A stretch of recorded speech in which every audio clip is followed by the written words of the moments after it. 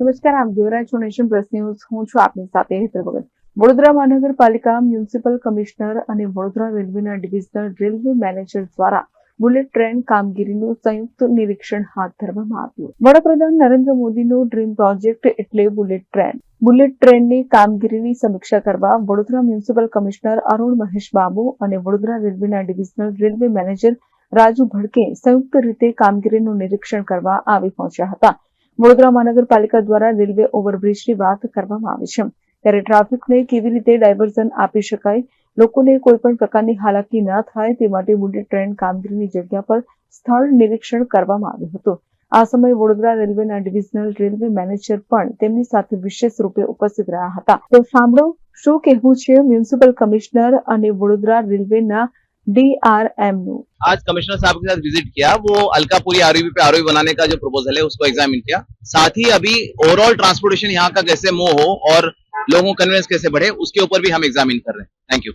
हाँ, तो भारत सरकारनी बुलेट ट्रेन प्रोजेक्टनी लैंडिंग स्टेशन છે. લેન્ડિંગ સ્ટેશનમાં ભારત સરકાર બનાવવાના છે. High speed railway network project બનાવશે. અમારે એક્ઝિસ્ટિંગ એક જે પીવીઆર ટ્રાન્સક્યુબ એક્ઝિસ્ટિંગ બસ સ્ટેશન છે અને આની નેક્સ્ટમાં વિટકોસનું સબ કનેક્ટિવિટી બસ સ્ટેશન છે.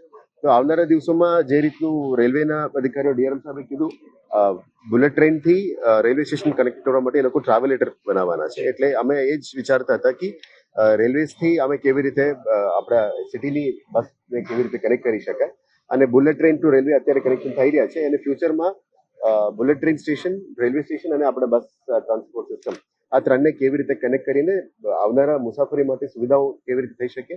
કદાચ એમને રેલવે સ્ટેશનની અંદર વેઇટ ના કરવું પડે અથવા બુલેટ ટ્રેનની અંદર ના વેઇટ કરવું પડે તો બહાર શું શું સુવિધા થઈ શકે. ફ્યુચરમાં આવતી આજથી 20-25 વર્ષની સાથે પ્લાનિંગ, ફોરવર્ડ પ્લાનિંગ કરવું પડે. એ બાબતનું અમે ચર્ચા આવનારા દિવસોમાં કરવાના છે. એટલે પ્રેઝન્ટ ફર્સ્ટ પ્લાનિંગ સ્ટેજમાં છે, એટલે આવનારા દિવસોમાં વિચારીશું કે કયા સુવિધા આવી શકે. નેક્સ્ટ મીટિંગ અમે બુલેટ ટ્રેન અને ઓફિશિયલ્સ અને રેલવે ઓફિશિયલ્સ અને વીએમસી સાથે મળીને કરવાના છે.